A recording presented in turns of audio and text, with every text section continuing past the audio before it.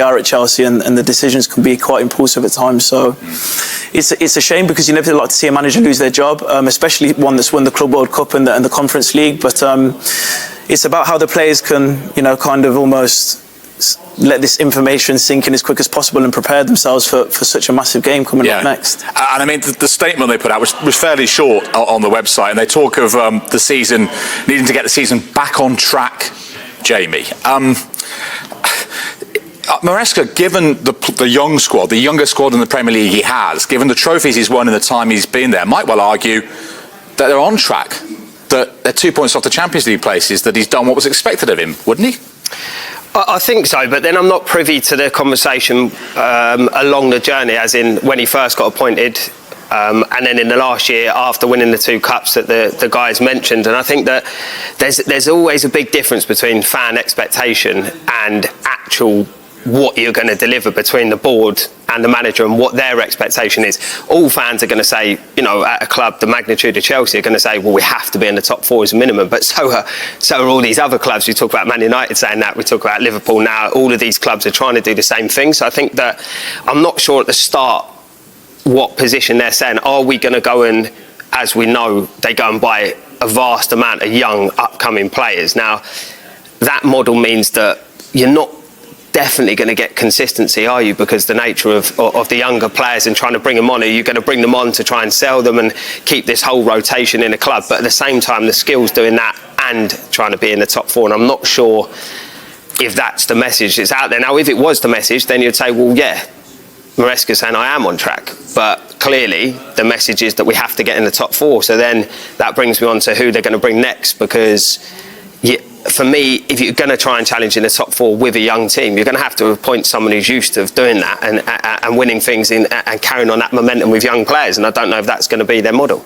Just before we look at who it might be, just a final point on the statement, Clinton, that was put out earlier when they announced they'd parted company, and an interesting line to pick out when they say Enzo and the club believe a change gives the team the best chance of getting the season back on track. Now, normally when managers go, the club announces it. A few days later, we might hear the manager's version to the league, Managers Association, for example. But this specifically says Enzo and the club believe a change gives the team the best chance of getting the season back on track. Isn't that effectively Maresca acknowledging that he was part of the problem then? Yeah, definitely. And you know what? His head could be turned. You don't know with other managers. They could be.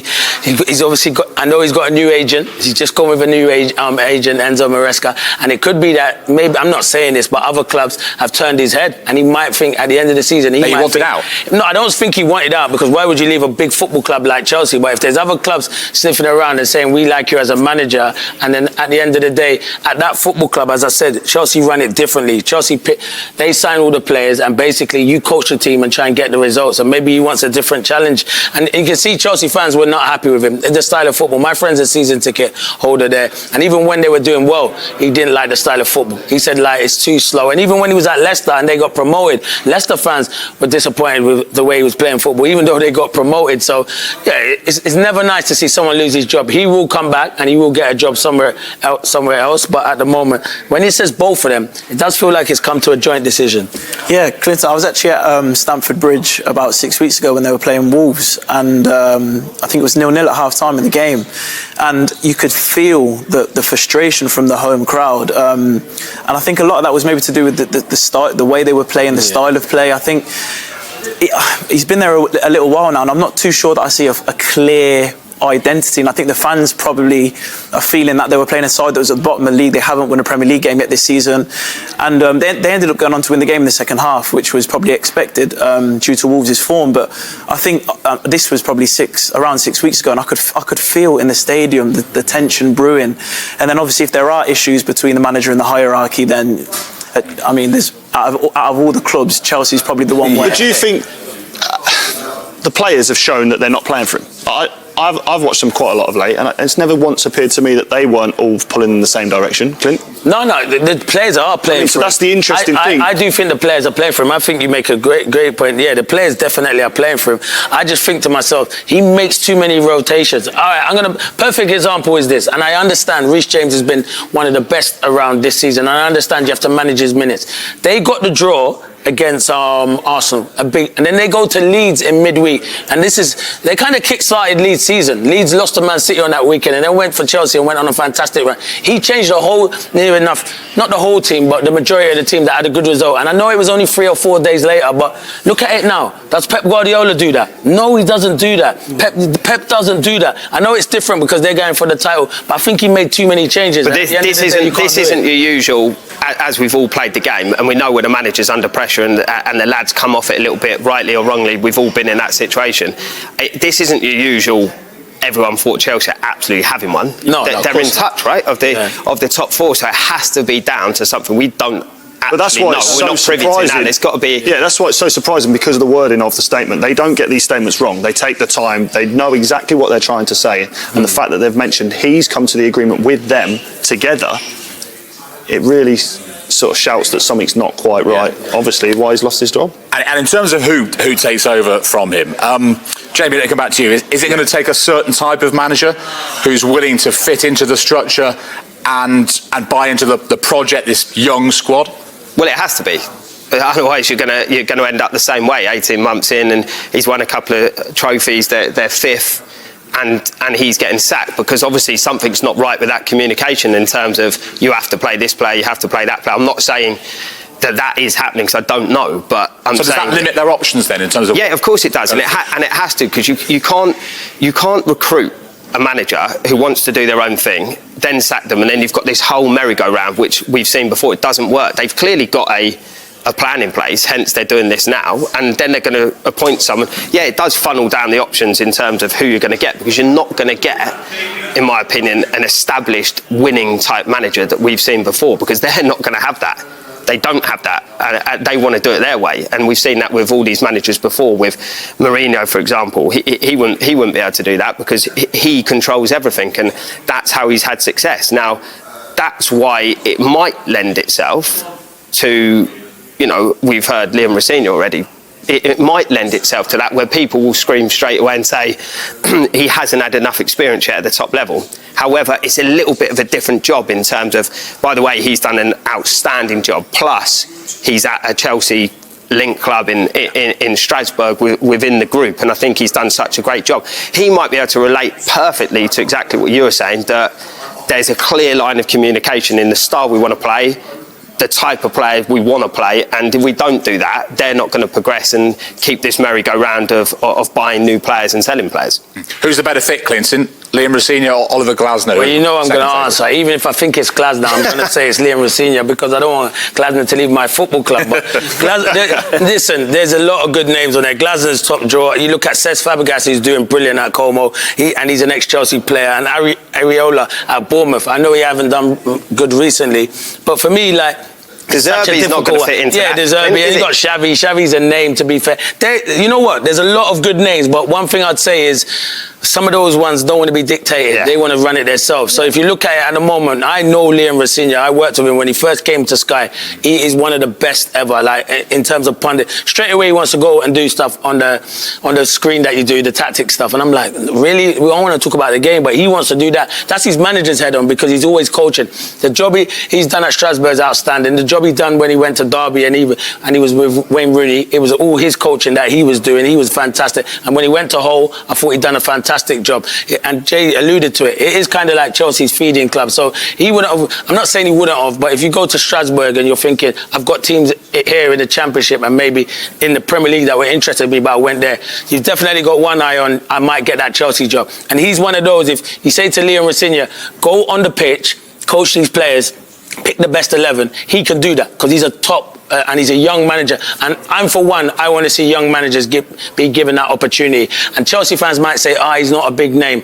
Doesn't matter if he's not a big name. Give him a chance, because the way... But it does matter, doesn't it, at Chelsea? It does. I understand it matters, but no manager, and I don't know this from the hierarchy, but no manager is not going in there if he can't pick his own squad and buy his own players. That's done by the board. So, as Jay alluded to, Jose Mourinho wouldn't go in there and say, well, you've got to work with that. He would do it because you're at Chelsea Football Club. Listen, if the job comes available and use that list of names, every one of those managers would take the job at Chelsea, because Chelsea's a huge football club and it's massive. massive, and you got superstars to work with. Me personally, Jules, I wouldn't take it because I wouldn't want to leave you lot on here, but I'm not in the running. Too warm and cosy. Liam didn't hang around, did he? Working No, he with you, didn't. right? Yeah, he didn't. He knew about football. That's why he was on the screen. That's why he was on there. That's what I'm saying. You're still stuck here with us. Yeah, I'm still stuck here. I mean, it's a crossroads clearly in their season now, isn't it? I mean, we showed you the results. They've dropped off, no doubt about it, since the Barcelona and Arsenal games. But Luke, just finally, they're 2 points off the top 5 now. This is significant upheaval. It's a young set of players, as you've all been discussing, to be playing for this manager. Which way does this go now? Well, I don't think anyone knows, really. I think they've got a real good group of young players, especially, that some have excelled, especially in that start of the season. But again, the position they're in is a great position. Imagine having the opportunity to go into Chelsea when they're sitting 5th in the league. It's a massive chance for them. The list of names are there. I wouldn't say there's necessarily massive names on that list, which have probably been linked to Chelsea in the past. But as a group of players, all they'll be focusing on, we've all been there, is themselves. And what could they have done? Where did they see things go wrong? Are they looking at the next fixture, the ones that they've just been going through that run of 10 games where winning only 3? One was including a cup game. It's just not where they would want to be as players. So they'll see it, look, as a fresh start. They're going to have some serious backing, which Chelsea have had financially, probably in this window again. Remember as well, Maresca wasn't a massive name when he went in. Yeah. But he just won a title, didn't he, I suppose, in the Championship? Yeah, he did, but that's the Championship. Completely different to the Premier League. Is miles apart. Comparing to managers that they've had at Chelsea. Yeah, that's what I mean. It's not like a marquee name, and I think that was probably an issue for the fans at the start anyway. So would Rosina therefore be an issue? That he's not an Ancelotti, a Mourinho or a Conte or whatever? I would say, from a fan's perspective, yes. Yep. I think that's just the nature of it. It goes back to the expectation of all fans. Chelsea in the past have won the Premier League multiple times, and they've had these brilliant sides in not too distant memory. And I think that I think all of these clubs, unless you are a big name, I think you do have a little bit of an ego about it. We know, because Liam Rosenior is doing so well as a young coach, that with those players at his disposal, he could end up a top manager himself. And when I look at the list, I go, exactly what Jambo said. There isn't those big managers there.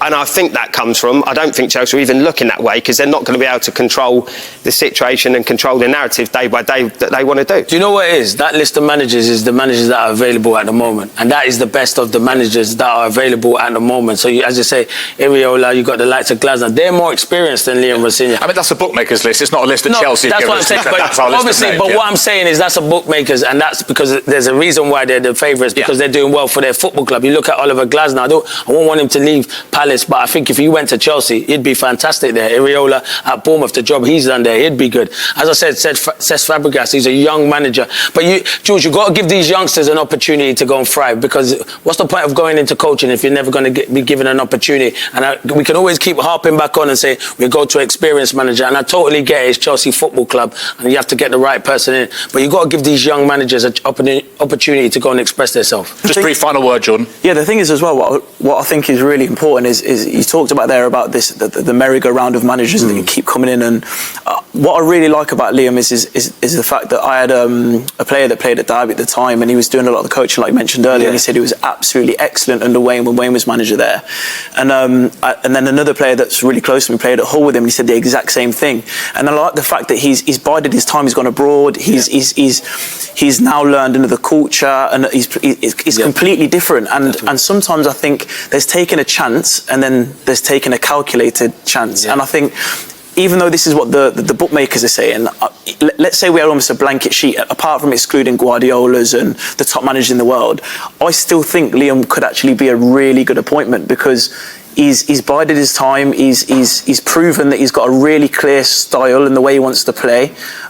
He's built up a lot of respect in France already for the work that he's done at Strasbourg. They've obviously got that connection with Chelsea as it is. So I think, sometimes it's worth taking a risk, and I think it's a very calculated risk if they do appoint him. The Chelsea fans will want someone who's in a job. Eddie Howe.